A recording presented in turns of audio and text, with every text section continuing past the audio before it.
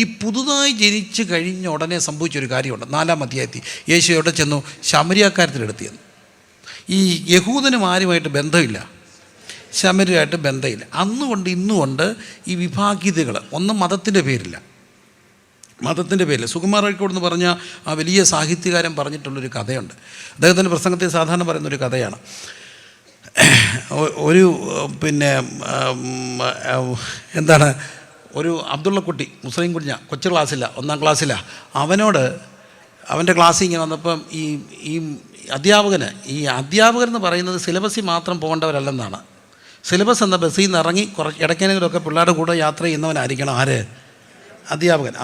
അധ്യാപകർ ആരെങ്കിലും കൊടുക്കുക, എന്നും സിലബസ് എന്ന ബസ്സിൽ മാത്രം ഇരിക്കരുത്. അധ്യാപകനുണ്ടോ? ആരാ? ആണോ? ഇടയ്ക്ക് ആ ബസ്സിൽ നിന്ന് എന്ത് ചെയ്യണം? ആ ബസ്സിൽ നിന്ന് ഇറങ്ങണം, എന്നിട്ട് പിള്ളേരുടെ കൂടെ ഒക്കെ നടക്കണം കേട്ടോ. അതുകൊണ്ടാണ് പറയുക, ടു ടീച്ച് ജോൺ ലാറ്റിൻ. നിനക്ക് ലാറ്റിൻ മാത്രം അറിഞ്ഞാൽ പോരാ, ആരെ കൂടെ അറിയണം? ജോണിനെ അറിയാതെ ജോണിനെ ലാറ്റിൻ പഠിപ്പിക്കാൻ ഒക്കുമോ?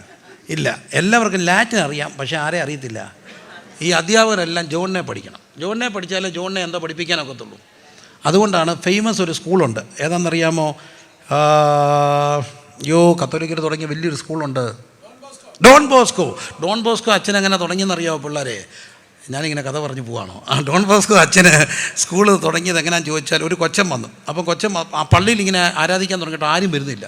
അവസാനം നോക്കിയപ്പോൾ ഒരു കൊച്ചൻ കയറി വന്നു. അപ്പോൾ പള്ളിയിലച്ഛൻ പേര് പറഞ്ഞു, ഇവിടെ ഒന്നുമില്ല, പൊക്കോളാൻ പറഞ്ഞു. അച്ഛൻ അവനെ വിളിച്ചു ചോദിച്ചു. അവനൊരു സ്ട്രീറ്റ് ചൈൽഡാണ്. അവനോട് വർത്താനം പറഞ്ഞപ്പോൾ കപ്പേര് പറഞ്ഞു, അച്ഛൻ അവന് സിവിലൈസ്ഡ് ഒന്നും അല്ല, അവനെ പറഞ്ഞു വിട്. അച്ഛൻ പറഞ്ഞു, അവിടെ ഇരിക്കുക, നിനക്ക് എന്തോ അറിയാം, നിനക്ക് ആൽഫബറ്റ്സ് അറിയാമോ? അവനറിയത്തില്ല. ഇംഗ്ലീഷ് അറിയാമോ? അറിയത്തില്ല. ഫ്രഞ്ച് അറിയാമോ? അറിയത്തില്ല. അവനൊന്നും അറിയത്തില്ല. അവസാനം അച്ഛൻ അവനോട് ചോദിച്ചു, നിനക്ക് നല്ലപോലെ വിസിലടിക്കാൻ അറിയാമോ? അട്ടിയടാ വിസിലെന്ന് പറഞ്ഞു. അച്ഛനും അടിച്ചു, അവനും അടിച്ചു. അങ്ങനെ അവർ രണ്ടും കൂടെ തുടങ്ങിയ സ്കൂളിൻ്റെ പേരാ ഡോൺ ബോസ്കോ സ്കൂൾ. വിസിലടിച്ചു തുടങ്ങിയ കോമൺ ഒരു ഗ്രൗണ്ട് കണ്ടെത്തി. അതുകൊണ്ടാണ് പറയുക, to teach John Latin you have to know not only Latin but to ജോണിനെ കൂടെ അറിയണമെന്ന് പറയുക. എനിവേ ഞാൻ അപ്പോൾ ഈ അധ്യാപകന് ഭയങ്കര മതഭ്രാന്തന ഒരു അധ്യാപകനാണ്. അദ്ദേഹം ക്ലാസ്സിൽ വെച്ച് പറഞ്ഞു, ഹിന്ദു കുട്ടികളെല്ലാം എഴുന്നേറ്റിരിക്കാൻ പറഞ്ഞു. അപ്പോൾ ഹിന്ദു കുട്ടികളെല്ലാം കുറച്ച് പേര് എഴുന്നേറ്റ്, കൊച്ചു പിള്ളേർ 1-ാം ക്ലാസ്, അവർക്ക് ഹിന്ദു ഏതാ മുസ്ലിം ഏതാണ്ട് അറിയോ? ഇല്ല. ഹിന്ദു ഏതാണ്ട് എഴുന്നേറ്റ്, അവർ കുറേ പിള്ളേർ എഴുന്നേറ്റ്. അപ്പോൾ അബ്ദുള്ള കുട്ടിയുടെ ഏറ്റവും വലിയ കൂട്ടുകാരനായിരുന്നു ഗോവിന്ദൻ. അപ്പം ഗോവിന്ദൻ എഴുന്നേറ്റ് ചെയ്യുന്നപ്പോൾ ആരും എഴുന്നേറ്റ് ചെയ്യുന്നു? അബ്ദുള്ള കുട്ടി എഴുന്നേറ്റുന്നു. ആഹാ, മുസ്ലിമായ നീ ഹിന്ദുവായിട്ട് എഴുന്നേക്കുന്നു. കൊടുത്തു ഒരടി. ആർക്ക്? അബ്ദുള്ള കുട്ടിക്ക്. അബ്ദുള്ള കുട്ടി അങ്ങ് ഇരുന്നു. അത് കഴിഞ്ഞപ്പം പുള്ളി പറഞ്ഞു, അപ്പോൾ അബ്ദുള്ള കുട്ടിക്ക് ഏതോ തെറ്റ് ചെയ്യുന്നത് മനസ്സിലായി, വേറൊന്നും മനസ്സിലായില്ല. ഇച്ചിരി കഴിഞ്ഞാൽ പറഞ്ഞു, ക്രിസ്ത്യാനി പിള്ളേർ എഴുന്നേറ്റേക്കാന്ന് പറഞ്ഞു. ക്രിസ്ത്യാനി പിള്ളേർ കുറേ പേര് എഴുന്നേറ്റു. അതിനകത്തെ തോമസും അബ്ദുള്ള കുട്ടിയുടെ ഏറ്റവും വലിയ കൂട്ടുകാരനാണ്. അപ്പം ഗോവിന്ദൻ അടി കിട്ടപ്പോൾ ഇനിയിപ്പോൾ അടി കിട്ടാതിരിക്കാൻ വേണ്ടി തോമസ് എഴുന്നേറ്റായിരിക്കും ശരിയെന്നും പറഞ്ഞുകൊണ്ട് ആരെഴുന്നേറ്റു? അബ്ദുള്ള കുട്ടിയിട്ട് കൊടുത്തു 2 അടി അബ്ദുള്ള കുട്ടിക്ക്. അത് കഴിഞ്ഞപ്പം പറഞ്ഞു, മുസ്ലിം കുട്ടികൾ എഴുന്നേക്കാൻ പറഞ്ഞു. അപ്പോൾ അവനോർത്ത് ഇനി എഴുന്നേറ്റാൽ എന്തോ കിട്ടും. അവൻ എഴുന്നേറ്റില്ല, കൊടുത്തു 3 അടി.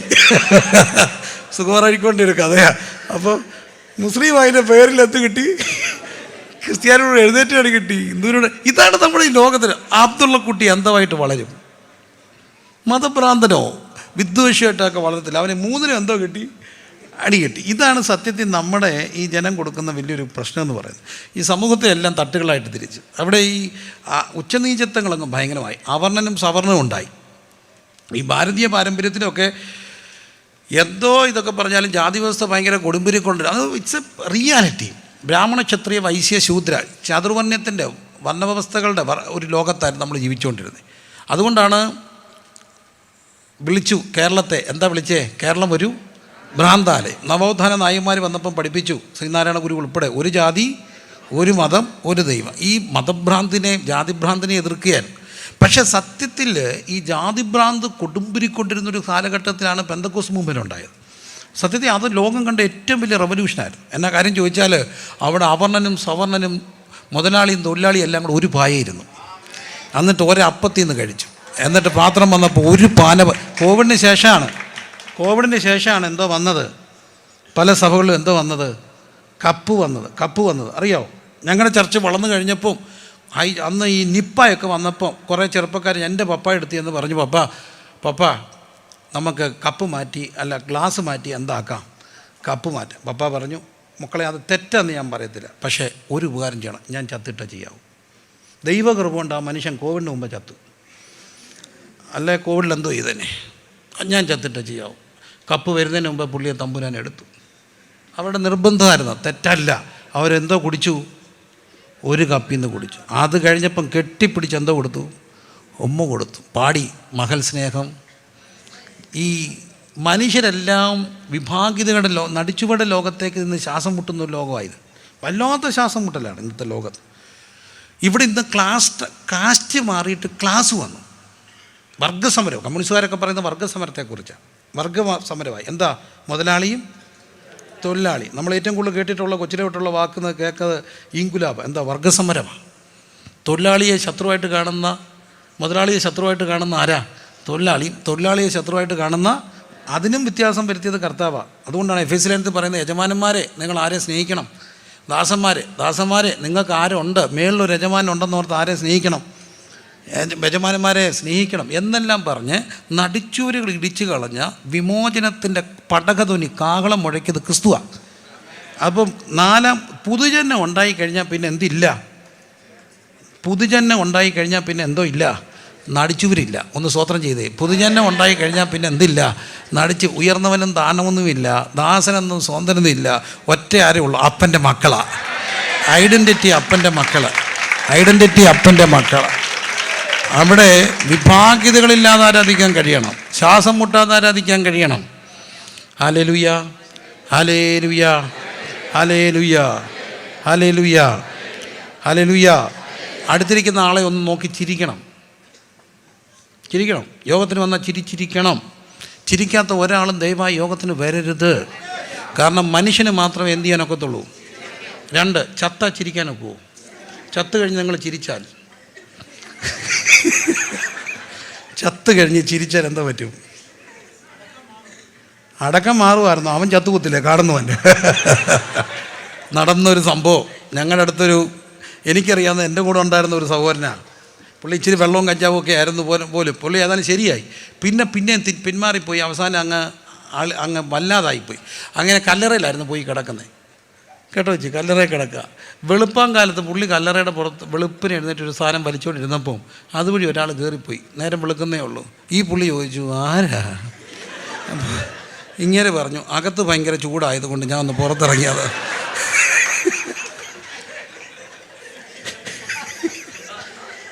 പോയ ആൾ ഫ്ലാറ്റായിപ്പോയി. ആ ആൾക്ക് വേണ്ടി ഞാൻ പോയി പ്രാർത്ഥിച്ചതാ, പുള്ളിയുടെ പേടി മാറാൻ. ഞാൻ പ്രാർത്ഥിച്ച. അപ്പോൾ ചത്ത് കഴിഞ്ഞാൽ പിന്നെ മിണ്ടാനൊക്കുവോ? ഇല്ല. ചിരിക്കാനൊക്കുവോ? ഇല്ല. അതുകൊണ്ട് എൻ്റെ സഭയിൽ ഒരു റൂളുണ്ട്, 7 പേരോട് ചിരിക്കാതെ ആരും പുറത്ത് പോകാനൊക്കത്തില്ല. ഏറ്റവും മിനിമം കൂട്ടത്തിൽ വരാത്ത ആരോട്?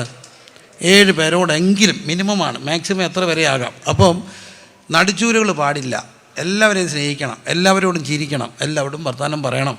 ഉച്ചനീചത്വങ്ങളൊന്നും പാടില്ല. ആരും ഞെളിയരുത്, ആരും വലുതല്ല. എല്ലാവരും ഒരപ്പൻ്റെ മക്കളാണ്. ഇതാണ് പെന്തക്കോസ്ത്. പെന്തക്കോസ്റ്റലിസം ഭയങ്കര റവല്യൂഷനാണ്.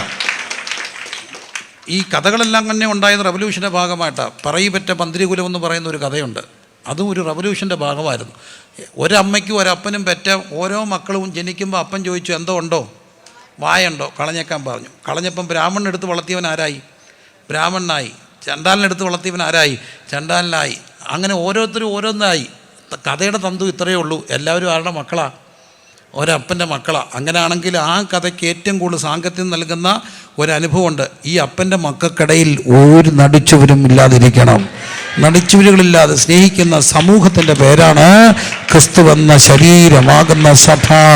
Hallelujah, hallelujah, hallelujah, hallelujah, hallelujah, hallelujah. അവിടെ വലിയവനും താണവനും ഉയർന്നവനും അതുപോലെ തന്നെ ഓർക്കുക. എനിക്ക് പക്ഷേ ഇന്നത്തെ ഈ മക്കളോട് ഭയങ്കര ഇഷ്ടമുണ്ട്. കുറേ കാര്യങ്ങൾ അവർ നല്ലവരാണ്. ഇന്നത്തെ മക്കൾക്ക് ഏറ്റവും വലിയ പ്രത്യേകത, അവരെന്തോ പറയത്തില്ല, ജാതി പറയത്തില്ല. V salute U. ഇപ്പോഴത്തെ പിള്ളേരൊക്കെ നമ്മൾ ചെന്ന് ജാതി ഏത് വട്ടാണ് അമ്മയ്ക്ക് എന്ന് ചോദിക്കോ? ജാതി പറയാൻ സമ്മതിക്കുമോ ഇന്നത്തെ പിള്ളേർ? ഇല്ല. നിങ്ങൾ ഏത് കാലത്ത് ജനിച്ചാന്നൊക്കെ അവർ ചോദിക്കും. മൂട ജാതിയെ കൊണ്ട് നിങ്ങൾക്ക് എരിവ് വരുത്തുമെന്ന് കേട്ടിട്ടില്ലേ? ശിശുക്കളുടെ വായി ജ്ഞാനം കൊടുക്കും. പിള്ളേർ ജാതി പറയുമോ? ഇല്ല. രണ്ടാമത് പിള്ളേർ ഈ ആണും പെണ്ണും വ്യത്യാസം കുറവാണ്. നീ പെണ്ണല്ലയോ എന്ന് ചോദിച്ചാൽ അവർ പറയും പെണ്ണാണ്. എന്താണ്? ആണോ? ആണും പെണ്ണും നമ്മളെ വ്യത്യാസം കൂടുകയാണോ കുറയുകയാണോ? കുറേ തന്നെയല്ല, അപകടകരമായ ഒരു പ്രവണത്തിയിലേക്ക് പോകുന്നുമുണ്ട് അല്ലേ? ഈ ആഭരണം സ്ത്രൈണഭാവമാണോ പൗരുഷഭാവമാണോ? ശരിക്കും സ്ത്രൈണഭാവമാണ് പൊതുവെ, ആണോ? ശരിയല്ലേ? ആഭരണം ഒരു പരിധി വരെ സ്ത്രൈണഭാവമല്ലേ? പക്ഷേ ഇന്ന് പെൺപിള്ളേർ പലർക്കും എന്തോ ഇല്ല, ആഭരണമില്ല. ഞാനൊരു മാളി വെച്ചൊരു ഒന്നും ഇടാൻ വരുന്ന കടിച്ചിനെ നോക്കിയിട്ട് പറഞ്ഞു പ്രൈസ് ദി ലോർഡ്. അയ്യോ, അവളെന്നെ ഒരു നോട്ടം, അവൾ വേറെ ഏതോ, അവൾ ആദ്യമായിട്ട് കേൾക്കുക കൊച്ച്. ഞാനോർത്ത് ആഭരണം ഇല്ലാഞ്ഞപ്പോൾ എന്തായിരിക്കും, ഞാൻ പെന്തക്കോസ്തുകാരനാണ്, അപ്പം ഞാനോർത്ത് അത് പെന്തക്കോസ്തായിരിക്കുകയെന്ന്. പക്ഷേ ഇന്നത്തെ പെൺപിള്ളേർക്ക് എന്തോ ഇല്ല, ആഭരണമില്ല. ആൺപിള്ളേർ നോക്കിയോ, ഇവിടെയും കുത്തി, ഇവിടെയും കുത്തി, ഇവിടെയും കുത്തി, എല്ലായിടത്തും എന്തോ ചെയ്യുക, കുത്തുക. കണ്ടോ? ഇനി പെൺപിള്ളേർ നോക്കിയ മുടിയൊക്കെ ഒത്തിരി പേര് ബോബ് ചെയ്തു. ഞാൻ ചോദിച്ചപ്പോൾ പറഞ്ഞു, ഞങ്ങളെ it's too difficult to maintain this. ഓ, ഞങ്ങളങ്ങ് മെയിൻറ്റെയിൻ. അപ്പോൾ ഇവന്മാരെന്തോ ചെയ്തേക്കുക, വളർത്തി കെട്ടി വെച്ചേക്ക്, അവൾ വെട്ടിക്കളഞ്ഞു. ഈ പെൺപിള്ളേരിടുന്ന നിക്കറിൻ്റെ ഇറക്കം എത്രയുണ്ട്, എത്രയുണ്ട്? പെൺപിള്ളേരിടുന്ന ഈ നിക്കറില്ലേ എത്രയുണ്ട് പറയടാ? പെൺപിള്ളേരിടുന്നോ? ആൺപിള്ളേരിടുന്നതിന് 3/4. ഞങ്ങളാ ഡീസൻ്റ്, നിങ്ങളല്ല. പെൺപിള്ളേർ ഇത്രയില്ലേ ഇടുന്നേ. ഞങ്ങളുടെ നാട്ടിൽ കൊണ്ടാണ് ഈ മൂന്നാറിനൊക്കെ പിള്ളേർ പോകുന്നത്. ഒറ്റയ്ക്ക് സോളോ ട്രിപ്പ് എന്ന് പറയും. ഇപ്പോൾ ഭയങ്കര ട്രെൻഡാണ് സോളോ ട്രിപ്പ് പോകാൻ. ഞാനൊരു പെങ്കച്ചോണ്ട് ചോദിച്ചു, എന്തോ ധൈര്യം, പെപ്പർ സ്പ്രേയും പിച്ചാത്തിയും പുറത്തിലുണ്ടെന്ന് പറഞ്ഞു. പെപ്പർ സ്പ്രേ ഉണ്ട്, പിച്ചാത്തിയും ഉണ്ട്. അത് ഭയങ്കര ഊരിനാണ് പോകുന്നത്. അവൾ ഈ നിക്കറൊക്കെ ഇട്ട് മുടിയൊക്കെ ബോബ് ചെയ്ത് ആഭരണം ഒന്നും ഇടാതെ ബുള്ളറ്റിൽ മൂന്നാറിൽ പോകുമ്പം അവൻ മുടിയും കുത്തി കൈനറ്റിക് കൊണ്ടായ പുറകെ. അപ്പോൾ ആൺ പെൺ റേഷ്യോയിൽ നീചത്വം ഈ ഹൈറാർക്കിയൊക്കെ എന്ത് ചെയ്തു, മാറി. പ്ലസും മൈനസും അതിനകത്തുണ്ട് കേട്ടോ, അത് വേറെ സത്യം. എന്നാൽ പോലും ഉച്ചനീചത്വങ്ങൾ കുറഞ്ഞൊരു സമൂഹത്തിൽ നമ്മൾ ജീവിക്കുന്നത്. അപ്പം അതിനെല്ലാം ഏറ്റവും ഒരു ആരംഭം കുറിച്ചത് ക്രിസ്തുവാണ്. ക്രിസ്തു നടിച്ചുവരുകൾ എന്ത് ചെയ്തു, ഇടിച്ചു കളഞ്ഞു. നടിച്ചുവരുകളില്ലാത്ത ഒരു സമൂഹത്തിന് വേണ്ടി പ്രാർത്ഥിക്കണം. അതാണ് ശമരിയക്കാർക്കും യഹൂദനും ഇടയ്ക്ക് ഭയങ്കര നടിച്ചുവരാണ്. കർത്താവ് അതിനെ ഇടിച്ചു കളഞ്ഞു. ഇനി രണ്ടാമത്, വീടുകളിൽ നടിച്ചുവരുണ്ടാകുന്നു. സത്യത്തിൽ ഇന്ന് മനുഷ്യർ ശ്വാസം മുട്ടുക, അത് സത്യമാണ്. വീടുകൾ ഒരു ഖലീൽ ജിബ്രാൻ ചോദിക്കുന്ന ഒരു ചോദ്യമുണ്ട്, നിങ്ങളുടെ വീടുകളിൽ ശ്വാസം മുട്ടുന്നില്ല. കാരണം 2 നില വീട്ടിൽ പിള്ളേർ താമസിക്കുന്ന മേളിലാണോ താഴെയാണോ? പിള്ളേർ എവിടെ ആയിരിക്കും? മേളിലാണ്. അപ്പച്ചനും അമ്മച്ചി അച്ഛനും ഒക്കെ എവിടെ? താഴെ. ഇവരെപ്പം മേളിയും താഴെ വരും? എപ്പം കഴിക്കാൻ? എപ്പോഴാണ്? രാവിലത്തെ ബ്രേക്ക്ഫാസ്റ്റ് വേണ്ട, 12 മണിക്ക് എഴുന്നേക്കത്തുള്ളൂ അല്ലേ? അവർ തോന്നുമ്പോൾ ഇറങ്ങി വരും, തോന്നുമ്പോൾ കയറിപ്പോയി. ഇവരിങ്ങനെ നോക്കിയിരിക്കുക. ഞാനെൻ്റെ വീട്ടിൽ പ്രാർത്ഥിക്കാൻ പോയി. അപ്പോൾ എന്നോട് മോന് വേണ്ടി, അപ്പം ഞാൻ മോന് മേളിയിരിക്കുന്ന മോന് അമ്മ ടെസ്റ്റ് അയച്ചു, son could you please come down, pastor is waiting. ഉടനെ ഇവൻ തിരിച്ചയച്ചു, സോറി അമ്മ, I am not in a mood to come. ഞാൻ പറഞ്ഞു, ഞാൻ പോയി വിളിക്കാം. അപ്പോൾ അമ്മ പറഞ്ഞു, പാസ്റ്റർ പോയി വിളിച്ചാൽ അവൻ വരും, പക്ഷേ ഇച്ചിരി കഴിയുമ്പോൾ ഇവിടെ ഭയങ്കര ബഹളമായിരിക്കും. അവനിഷ്ടമില്ല അവനെ പോയി കൊട്ടുന്നേ. നടിച്ചുവരാ, ശ്വാസം മുട്ടുക അല്ലേ? നമ്മുടെ വീടുകളിൽ നടിച്ചുവരുണ്ടാകരുത്. ചെറിയ കാര്യങ്ങളൊക്കെ ഉണ്ടാകുന്നത്. ഒരു നല്ല അച്ചായൻ, കാശുള്ള അച്ചായനാ, പിണങ്ങരുത്. ഞാനിത് പറയുന്നുണ്ട്. ഒരു പക്ഷേ വേറൊരാളിത് പറയത്തില്ല. അദ്ദേഹം എൻ്റെ അടുക്കെന്ന് പറഞ്ഞു, ഒരു കൊച്ചു കട്ടിൽ കിട്ടുമോ? ചെറിയൊരു കട്ടിൽ. ഞാൻ ചെന്നിടത്തെല്ലാം ക്യൂൻ സൈസും കിങ് സൈസും കട്ടിലേ ഉള്ളൂ. എനിക്കൊരു കൊച്ചു കട്ടിൽ മേടിച്ചു തരണം, അല്ലെ പാഷ പണിത് തരണം. വലിയ കാശുള്ള അച്ചാനാ, വലിയ വീട്ടിലെ അച്ചാനാ. ഞാൻ ചോദിച്ചു, എന്തിനാ? എൻ്റെ പൊന്നു മോനെ, കെട്ടി വന്നപ്പോൾ കാര്യമായിട്ടൊന്നുമില്ലായിരുന്നു, ഒരു കൊച്ചു കട്ടിലല്ല കിടക്കുന്നത്. അപ്പോൾ ഈ പുള്ളി അവൾ താഴെ പോകാതിരിക്കാൻ വേണ്ടി എന്നെ എന്തോ ചെയ്യും, കെട്ടിപ്പിടിച്ചാൽ കിടന്നേ. ഇപ്പം കിങ് സൈസ് കട്ടിലായപ്പോൾ അവൾ അങ്ങേ അറ്റത്ത്, ഞാൻ ഇങ്ങേ അറ്റത്ത്. ഇവളെ ഒന്ന് തിരിച്ചടിപ്പിക്കാൻ നോക്കിയാൽ അതിലും ഭേദം എവറസ്റ്റ് കയറുക. അതുകൊണ്ട് ഞാൻ വിട്ടു. നീ എനിക്കൊരു കൊച്ചു കട്ടിൽ പിടിച്ചു തരാം. ഞാൻ ചോദിച്ചു, എന്തിനാ? ഒന്ന് കെട്ടിപ്പിടിച്ച് കിടന്നിട്ട് ചാകാനാണ്. കാശുണ്ടായി. അവിടെ എന്തോ ഒരു കട്ടിലാണേലും എന്തോ ഉണ്ട്, നടിച്ചുവരാണ്. ഭയങ്കര ശ്വാസം മുട്ടലാണ് വീടുകൾ. മനുഷ്യർ ശ്വാസം മുട്ടുക, തുറന്ന് വർത്താനം പറയാൻ നോക്കൂ. എന്തോ ഇങ്ങനെ പേടിക്കുന്നേ? നടിച്ചുവരില്ല. ഒന്ന് പൊട്ടിച്ചിരിക്കാൻ നോക്കൂ.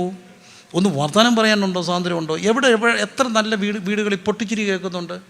ഒരു നല്ല പൊട്ടിച്ചിരി കേൾക്കുന്ന എത്ര സ്ഥലങ്ങളുണ്ട്. സഭായോഗം കഴിഞ്ഞ് ഒന്ന് നല്ലപോലെ വർത്തമാനം പറയുന്ന എത്ര പേരുണ്ട്. പോകുന്ന പോക്ക് കണ്ടിട്ടില്ലേ? നിങ്ങളെവിടെ പോയി? ഇത് എവിടെ? എനിക്കറിയാൻ വേണ്ടി വയ്ക്കാം. എവിടെ പോവാ?